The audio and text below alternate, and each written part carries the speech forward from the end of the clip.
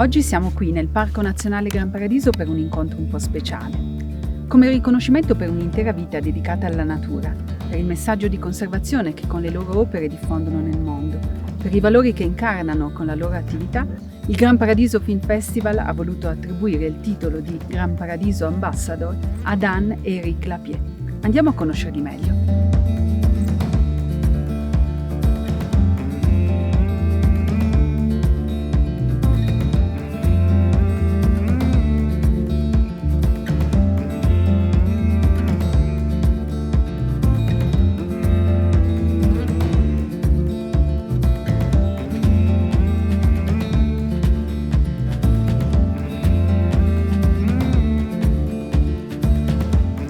Bonjour Anne, Ciao. bonjour Eric. Bonjour Louisa.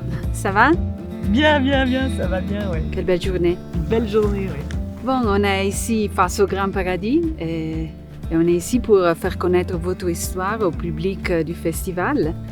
Et donc, comment est-ce que vous avez commencé à faire du cinéma animalier et comment vous vous êtes rencontrés?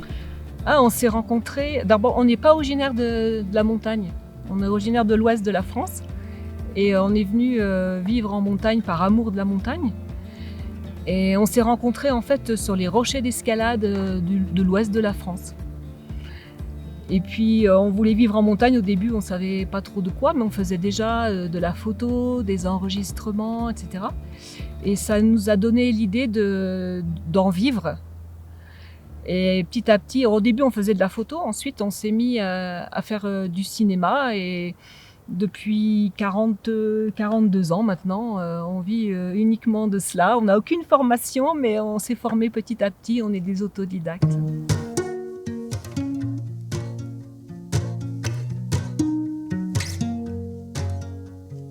Et à l'adolescence, un soir, je vais voir une conférence sur la montagne par un guide qui s'appelait Gaston Rébuffat, qui est quelqu'un qui était un chantre de la montagne, qui avait beaucoup de poésie. Et moi, je me rappelle, j'étais assis dans la salle à côté du projecteur 16 mm. Il y avait ce grand gaillard qui racontait son histoire. Et waouh, pour moi, ça a vraiment été une révélation.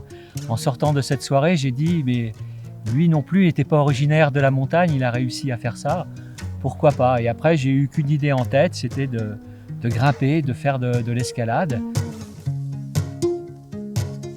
Donc comme ça, pendant plusieurs étés, j'allais à Chamonix l'été pour faire de l'escalade et de l'alpinisme, m'initier tout doucement aux techniques aussi de la glace. Et puis après, j'ai rencontré Anne sur un rocher d'escalade. J'avais vu cette jeune grimpeuse, elle grimpait pas mal. Elle avait 15 ans et ses parents ne le savaient pas non plus. Je l'ai emmenée faire une aiguille de Chamonix, l'aiguille des pèlerins.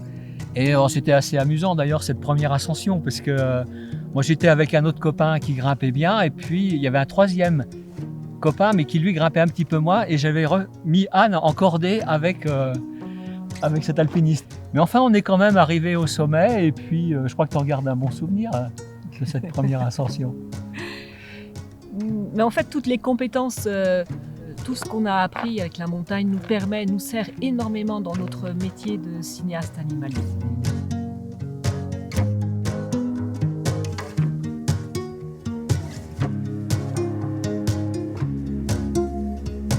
On est venu vivre en montagne, on avait envie de vivre en montagne, on ne savait pas trop ce qu'on allait faire. On a commencé à présenter nos photos.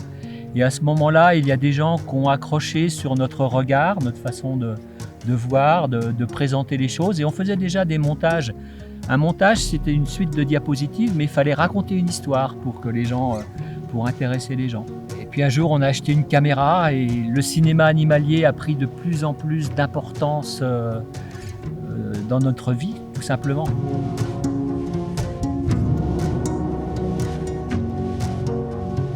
Pour faire un film, des films animaliers, ça demande tellement de temps. On estime qu'un film pur animalier d'environ 1 heure, on a calculé d'après nos carnets de terrain, ça demande environ entre 250 et 300 jours de tournage pour 1 heure de film monté. Du coup, on passe énormément de temps à comprendre comment ça fonctionne, comment les animaux fonctionnent entre eux.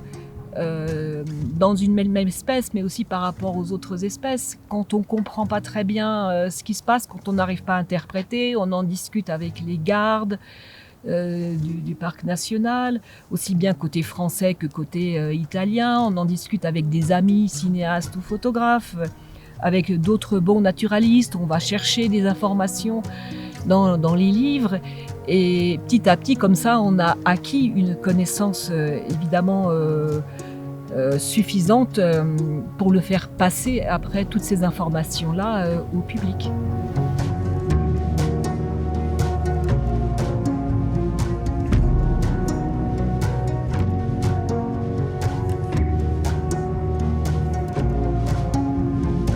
Faire un film, c'est comme faire une bonne recette de cuisine, quoi. Il faut qu'il y ait tous les ingrédients pour que ça puisse fonctionner. Donc il y a toute une partie de notre travail qui est aussi après dans la narration, dans l'écriture d'une histoire et dans le montage. Et ça nous occupe environ 3 mois par an. Donc comme nous sommes des artisans, eh bien, dans la famille, chacun fait suivant ses compétences. Anne, c'est la spécialiste de la bande-son. Moi, je suis plus sur le montage image. Mais à chaque fois, l'autre a un regard. Et puis aussi avec notre fille, Véronique, chacun a un regard sur le travail de l'autre. Et c'est un travail en commun qui permet de faire un film qui dure un peu plus d'1 heure. Et quand on est dans un documentaire pur animalier d'1 heure, eh ben, il faut quand même qu'on raconte une histoire et qu'on ait des images et des séquences fortes. Puisque sinon, les gens ils risquent de s'endormir un petit peu pendant le film. Ça fait maintenant 20 ans qu'on travaille avec notre fille Véronique. Et c'est très important parce qu'elle a son propre regard. Et puis elle a la jeunesse aussi. Vraiment, à 3, ça nous permet de faire une bonne équipe très complémentaire. Et c'est important parce qu'en fait, si vous regardez les génériques des films, il y a souvent il y a 3 noms de base. Eric, Anne et Véronique.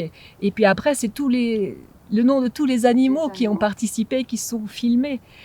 Mais quand vous regardez les génériques d'autres films animaliers, souvent, il y a beaucoup de monde qui travaille derrière. Et là, à 3, on arrive à remplir tous les rôles.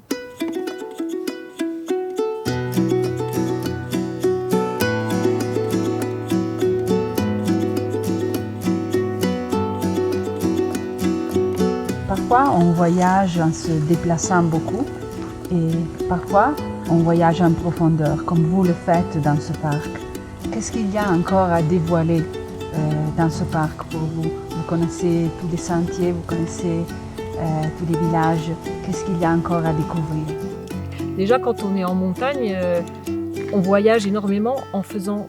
Il suffit de monter en altitude et c'est une ambiance complètement différente. On dit souvent que monter de 100 mètres en altitude, c'est comme si on montait de 100 km vers le nord. Rien que ça, c'est un super voyage. C'est aussi, moi, ce qui m'a toujours attirée en montagne. Ensuite, nous venant de France, quand on passe en moyenne 4 mois par an dans le Grand Paradis, c'est important pour nous parce que on laisse derrière nous beaucoup de choses en France. Simplement quand on passe la frontière. Et ensuite, on reste dans le même secteur, très souvent dans la vallée du Val-Savaranche, qui ne fait que 20 km de longueur, mais qui permet d'accéder à plein de petits vallons différents, avec des points de vue différents. Il y a tellement d'endroits magnifiques que simplement de rester dans cette vallée, qui est la seule vallée qui est complètement à l'intérieur du parc du Grand Paradis, ça suffit à combler toute notre vie.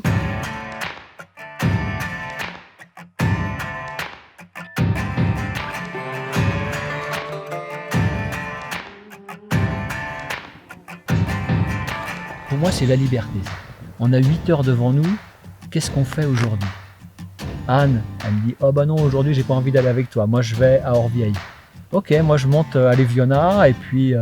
dans la journée, je regarderai Anne comme ça aux jumelles, je dirais ouais, bon ok, tout se passe bien. On a chacun notre objectif et on double les chances. Puisqu'on a aussi un facteur chance. Nous, ça nous arrive souvent de rentrer le soir et de ne pas avoir fait d'image. Mais c'est pas grave, on a passé une belle journée en montagne et on en a appris un petit peu plus. On a trouvé des traces d'un renard, on a trouvé des tas d'indices. Mais c'est pas grave de ne pas avoir vu. On sait que ces animaux, ils sont là et on essaie de percer et de restituer dans nos films un petit peu du mystère animal, quoi. Et ça, nous, on ne sait pas trop le faire avec des mots. Donc, on a trouvé comme moyen d'expression de faire des films.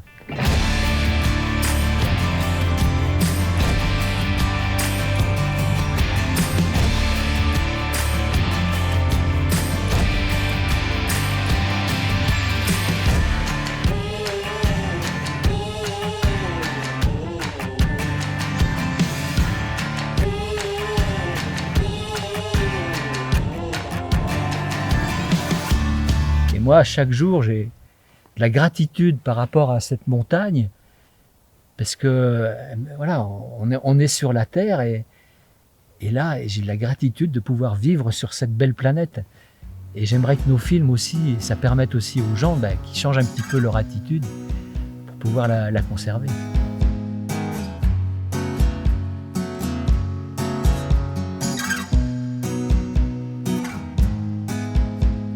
On passe environ entre 120 et 150 jours par an, uniquement ici dans la montagne, pour observer et essayer de comprendre comment ça fonctionne la nature. Donc quand on part le matin, on ne sait jamais ce qu'on va voir et rencontrer, mais on est toujours en attente de quelque chose d'exceptionnel. Et on peut dire que sur 150 jours en montagne, on a peut-être chaque année 2 occasions vraiment exceptionnelles, de choses qui n'ont jamais été filmées, où la caméra était bien placée, on avait la belle lumière et il se passait quelque chose d'exceptionnel sur les animaux. Donc on est toujours en attente de cette chose-là. Mais là, on a la patience du lièvre variable qui est dans son gîte et on sait attendre et on sait qu'un jour ça vient. Et l'enthousiasme, il est toujours là parce qu'il y a tellement de choses qu'on a observées et jamais pu filmer. Et puis on sent qu'on a encore la bonne forme physique qui nous permet de porter des sacs lourds dans tous les terrains. Donc on a toujours cette motivation intacte.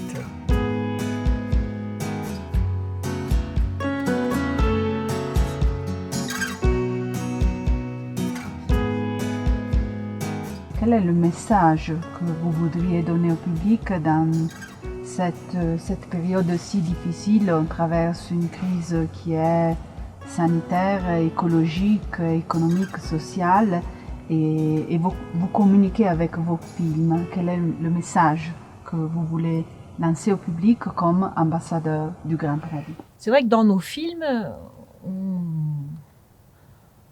on n'a pas l'impression qu'on veut faire passer un message finalement. On s'immerge, on a beaucoup de films animaliers où on s'immerge complètement dans la vie des animaux.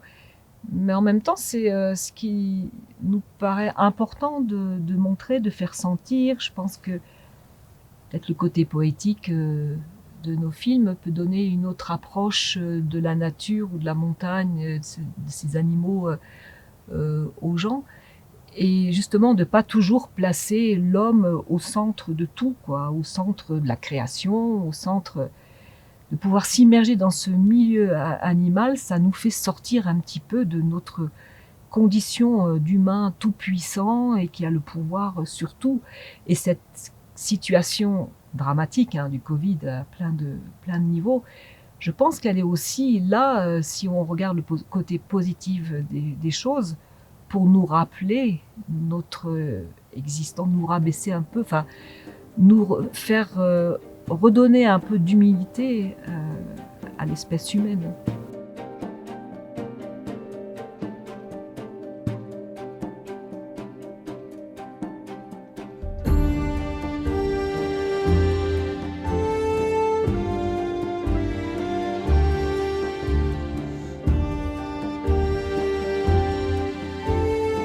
Oui, puis moi je trouve qu'en ce moment, on parle de protection de la nature. Moi, j'aime pas trop ce terme-là.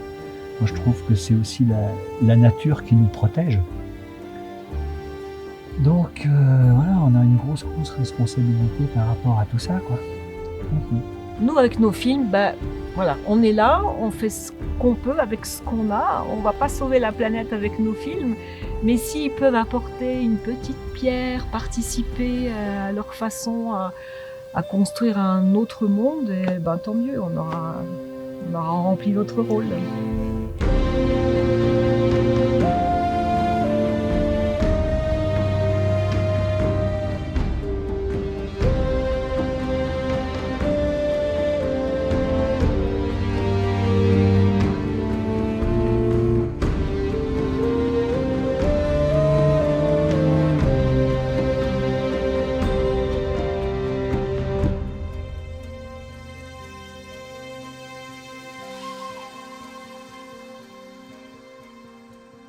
Abbiamo ascoltato dalle parole di Anne e di Éric Lapierre come i loro film vogliano essere piccole pietre per costruire un mondo diverso. Esploreremo dunque la filmografia di questi due registi che contribuiscono a diffondere le immagini e i valori del Gran Paradiso con una trilogia delle loro opere, tutte girate in Val Savranche, nel cuore del Parco Nazionale Gran Paradiso. Si parte domani sera 25 febbraio sul sito web del Gran Paradiso Film Festival con il primo film, Mille et une trace. I due cineasti ci raccontano alcune delle loro più straordinarie osservazioni. Le sequenze sono eccezionali, con un appostamento di 3 ore per osservare i lupi, di 4 giorni in compagnia della timida lepre bianca, oppure ancora con folli inseguimenti dei camosci su una falesia.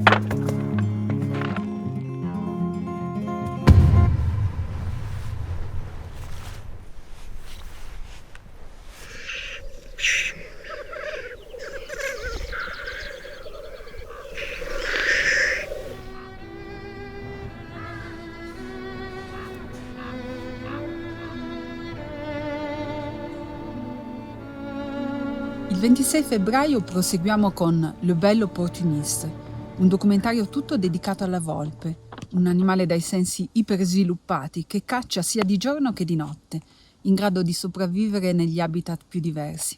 Il suo opportunismo e la sua grande adattabilità le hanno permesso di prosperare fino a diventare il carnivoro più diffuso del pianeta.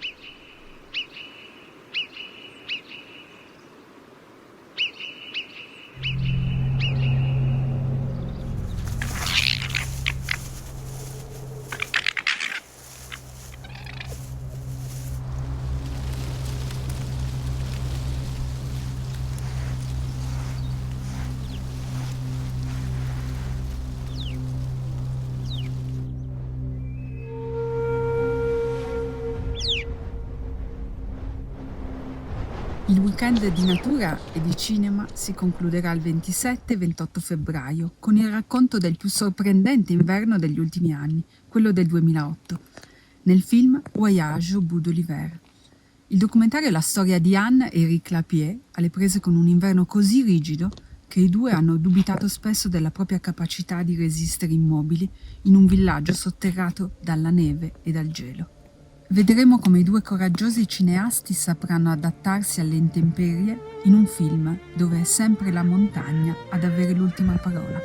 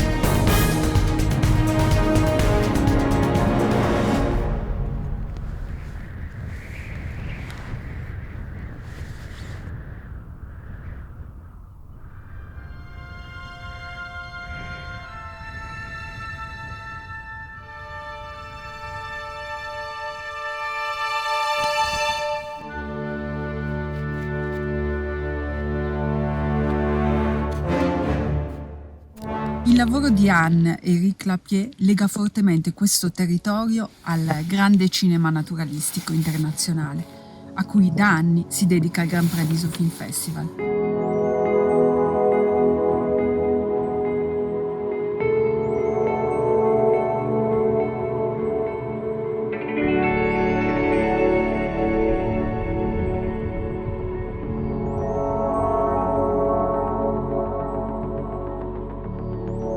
Un festival che vuole ragionare di cultura dell'immagine in un luogo che ha quasi 100 anni di storia della conservazione.